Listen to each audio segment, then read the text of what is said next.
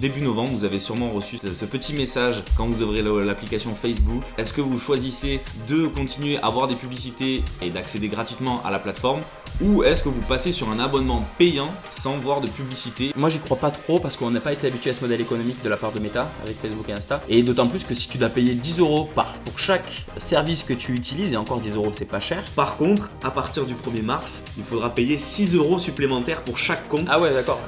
Pour ne pas recevoir de publicité. Bienvenue dans Social Quart d'heure, le podcast qui parle social media et ads en moins de 15 minutes ou presque. Et aujourd'hui, on va parler d'un sujet brûlant de ce qui se passe sur la plateforme Meta. Meta devient payant, c'est la fameuse petit truc qu'on a toujours eu, tu sais, ça y est, Facebook va devenir payant, etc. Et ben ça y est, depuis début novembre, vous avez sûrement reçu ce petit message quand vous ouvrez l'application Facebook. Est-ce que vous choisissez de continuer à avoir des publicités et d'accéder gratuitement à la plateforme, ou est-ce que vous passez sur un abonnement payant sans voir de publicité? Alors le coût est à 10-12 € il me semble à peu près. Ouais, bah c'est, sur le téléphone c'est 12 € parce que t'as la marge Oui. d'Apple. Donc du coup, non, c'est 10 €. Effectivement, ouais, ça c'est pour les Apple addicts. Et voilà. Comme nous, c'est 12 €. Et si vous êtes sur Android, ça sera 2 € moins cher si jamais. Mais je crois que Google prend moins de frais, mais dans l'idée, si tu le prends sur internet depuis Meta, tu paieras 9,99 €. Et si tu le prends sur une plateforme style iPhone ou Android, tu as les frais de la plateforme de paiement Apple, donc du coup 30%. Et je crois que Google, ça va être un truc pareil pour les grosses entreprises de ce style. Donc, Bah, ça y est, ça fait à peine quelques secondes qu'on vient de démarrer le podcast. C'est déjà première astuce, premier tips si vous voulez payer un abonnement moins cher. Mais c'est la même astuce si jamais tu vas aller sur Spotify. Tu veux prendre un abonnement Spotify 10 € ou quoi sur l'iPhone, c'est toujours plus cher que si tu vas le faire directement sur leur site. Voilà, petite astuce pour si jamais vous voulez payer moins cher vos abonnements. Ne les prenez pas sur l'iPhone quoi, directement. Voilà. Alors on va revenir un petit peu sur pourquoi Meta a lancé un abonnement sans publicité, puisque là ça fait comme je le disais depuis début novembre. Ouais. Pourquoi? Il faut rappeler aussi que il y a toujours eu des petits problèmes de RGPD en fait avec Meta et l'Europe qui se soucient de garder la confidentialité des données. Alors sachez que avant c'est tout simplement qu'en fait ils sont en train de se mettre en conformité tout simplement, Ouais, c'est ça. puisqu'il y avait ce souci d'accès au niveau des données privées. Ouais. Et donc en fait c'est tout simple, avant on était exposé sans notre consentement, et là c'est juste qu'ils ont fait une demande notre accord pour pouvoir, C'est un peu ça. C'est pas qu'on est sans notre consentement, c'est que du coup on était un peu obligé de les accepter. Ouais. C'est-à-dire que quand tu t'es inscrit sur Facebook ou Instagram, tu acceptes les conditions d'utilisation. Et dans les conditions d'utilisation, il y a effectivement l'utilisation de tes données personnelles à des fins commerciales, donc à des fins de publicité. C'est vrai, comme tu dis, il y a la RGPD derrière, surtout l'Europe, qui a tapé des pieds et tapé des doigts, notamment sur Meta, en mode il va falloir que vous utilisiez, que vous fassiez attention avec les données personnelles. Donc en fait, juste de proposer un abonnement à ses utilisateurs, c'est aussi une manière déguisée de dire si tu ne prends pas l'abonnement, en fait tu es OK pour qu'on utilise toutes tes données personnelles. Et là, en ce moment-là, du coup, eux, ils se lavent de tout, parce qu'en gros, dans l'idée, nous, on a proposé aux gens de payer pour plus qu'ils aient de publicité et que leurs données soient bien utilisées. S'ils le prennent pas, c'est plus de notre faute. Sachant que c'est quelque chose qui est proposé uniquement en Europe et en Suisse, mais je crois. Ouais, sûrement. Aux États-Unis, je pense qu'on n'est pas du tout dans cette.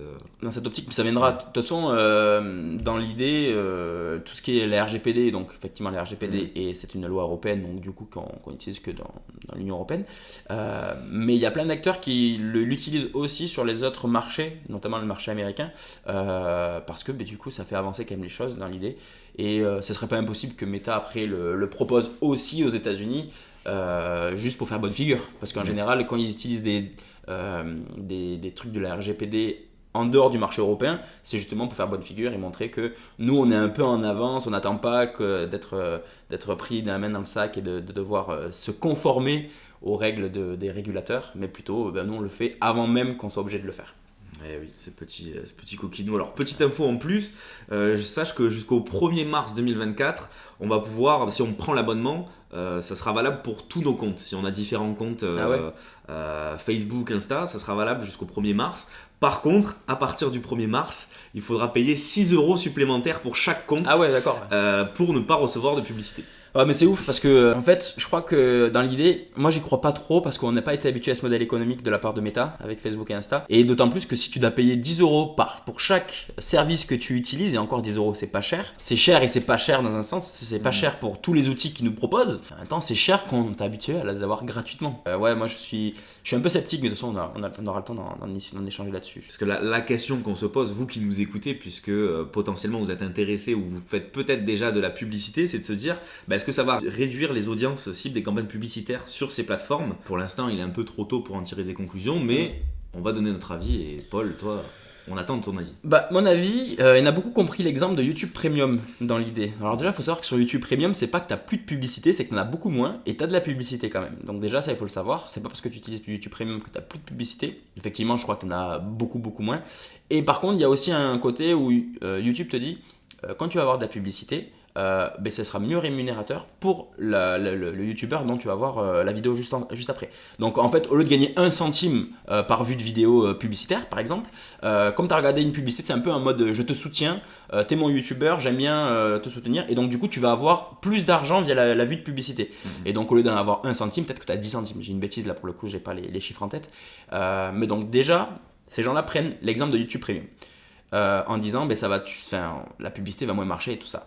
YouTube Premium, c'est une autre utilisation, c'est on paye pour plus avoir de publicité et on la subit la publicité sur YouTube. Parce que quand tu regardes une vidéo, tu as envie de voir ta vidéo. Et là, tu as une pub de 5 secondes au minimum, des fois, jusqu'à 15 secondes. Et maintenant, on a vu, hier, je t'ai montré un exemple sur une capture d'écran, d'une publicité de 2 minutes 40 que tu pouvais pas skipper. Donc là, il y a un intérêt dans l'idée où t'es chez toi le soir dans ton canapé, tu regardes une vidéo, t'as pas envie de voir de la publicité, et t'as pas envie d'être coupé dans ton élan en mode j'ai mon youtubeur préféré, il a sorti sa nouvelle vidéo, j'ai pas envie de me taper 30 secondes de pub pour le voir. C'est à l'ancienne. Sur Meta, en tout cas Facebook et Insta, pour 90% des placements publicitaires, c'est pas subi. C'est-à-dire que tu scrolles dans ton feed Instagram, il y a une publicité, juste après en 1 seconde tu peux déjà passer à autre chose. Donc tu vois de la publicité sans arrêt, mais t'es pas non plus imposé. C'est pas genre on t'impose comme sur Snapchat avec les stories de regarder la fin de la publicité pour passer à la story d'après. Ouais, là t'as juste besoin de faire un scroll et pas juste d'attendre pour pouvoir appuyer sur ignorer la pub, etc. quoi. Donc déjà elle est moins subie. Donc déjà du côté utilisateur ça fait moins chier. Effectivement on voit tous de la publicité sur Facebook, Insta. Personne n'a envie de voir de la publicité, mais c'est moins gênant. Sur YouTube c'est chiant. Puis deuxième utilisation de YouTube Premium comparé à Meta, avec l'abonnement Meta Premium, là je sais pas comment ils vont l'appeler, c'est que YouTube tu t'en sers aussi pour écouter de la musique. Et moi j'ai des potes qui utilisent YouTube Premium et pas Deezer ou Spotify parce qu'en fait t'as une autre bibliothèque musicale un petit peu de l'ombre entre guillemets où t'as plein de petits artistes, plein de trucs qui vont poster des sons, des petites pépites et pas forcément des gros. Et là moi j'ai des potes qui sont un peu pointus musicalement et qui vont avoir envie plutôt d'écouter des petits artistes qui a 3000 vues sur la musique, la vidéo du moins. Et là, du coup, YouTube Premium a un intérêt puisque déjà, notamment, tu n'as plus de publicité, donc pour écouter ta musique, c'est parfait. Tu peux l'écouter en hors connexion, donc c'est-à-dire tu peux télécharger tes vidéos. Et puis surtout, tu as ce côté lecteur musical derrière. Donc là, quand tu utilises YouTube Premium, il y a vraiment un intérêt où tu dis, ok, tu payes 10 euros par mois, mais tu as quelque chose de vrai.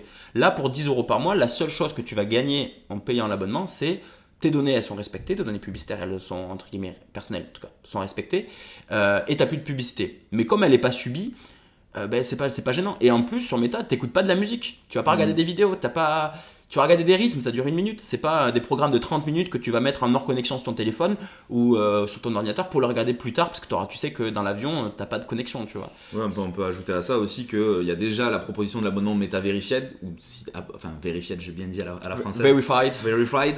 Donc si déjà tu payes cet abonnement et en plus tu dois payer un autre abonnement pour pas avoir de publicité, ça fait un budget énorme, sachant que si tu comptes par foyer, que tu as un abonnement de plateforme de streaming, de plateforme d'écoute, etc. Je pense que personne en fait, on était déjà habitué en fait à recevoir de la publicité. Ça va pas changer, ça va avoir. Est-ce que ça va avoir vraiment un impact aussi sur les annonceurs comme nous qui voulons faire de la publicité? Est-ce que vraiment ça va être beaucoup plus difficile ou que la publicité va coûter plus cher pour nous? Dans un sens, moi j'y crois pas trop parce que la publicité c'est une poule aux œufs d'or. Dans l'idée, pour ça que Facebook dès le départ a été gratuit et a diffusé de la publicité et on voit la progression que ça a eu. Moi, je pense que ils y croient pas trop non plus en fait, Meta. Ils ont fait ça pour se conformer, voilà, aux règles européennes, et un peu en mode pied de nez, style. Au lieu de se conformer à la loi, on propose un abonnement pour continuer à faire ce qu'on fait, tout en étant réglo dans nos baskets. Dans l'idée, moi, je crois que ça n'a pas fonctionné.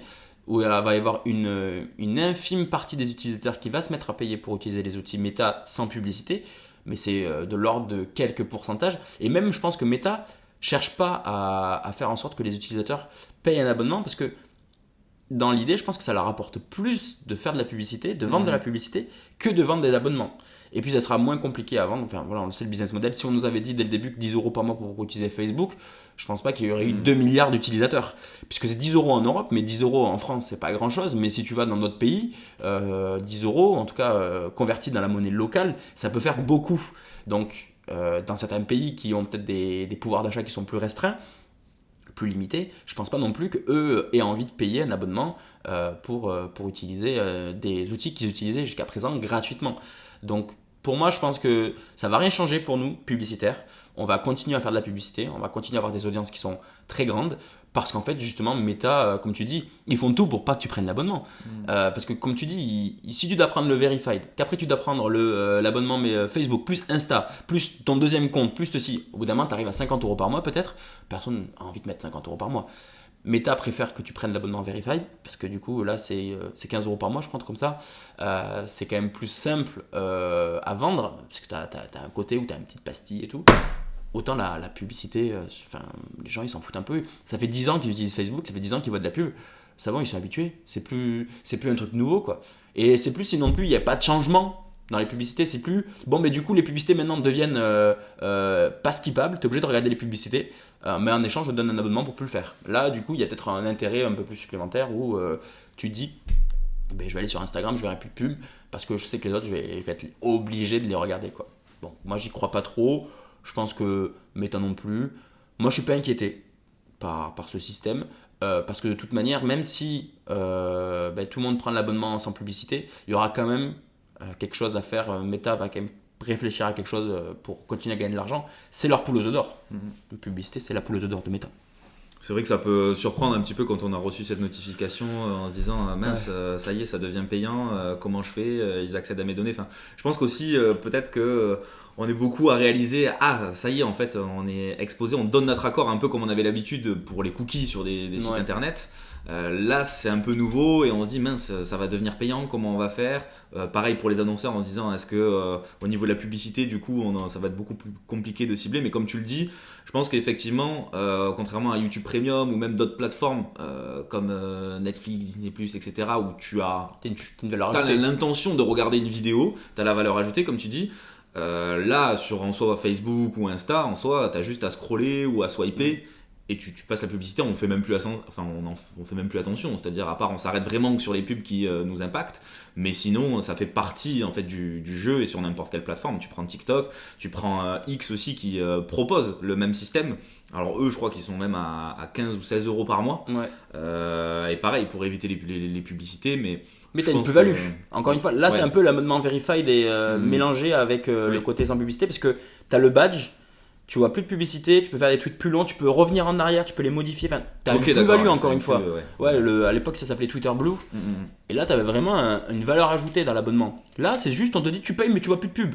C'est le même principe, comme tu dis, on se rend compte. Là en ce moment on le voit, la mode des sites internet où tu acceptes les cookies, tu les refuses, et là ils te disent tu refuses les cookies, tu dois payer 1 €. C'est ça, et notamment là, sur les médias. Les médias notamment. Et là ils te disent c'est 1 € pour le mois, et là tu te dis ah ouais non, j'ai pas envie de payer, et là du coup t'acceptes les cookies en mode si tu vas payer, tu l'acceptes, et là tu donnes ton consentement en fait, beaucoup plus facilement que si tu imposais les cookies ou c'était un choix arbitraire, oui ou non, quoi. De toute façon, eux, ils sont gagnants, c'est-à-dire que ça leur permet d'être plus en conformité et en plus, au pire, de se faire de l'argent. Ouais. Je pense que pour eux, ils misent beaucoup sur le Verified pour le badge, parce que c'est de la manne d'argent supplémentaire et qui est une vraie plus-value.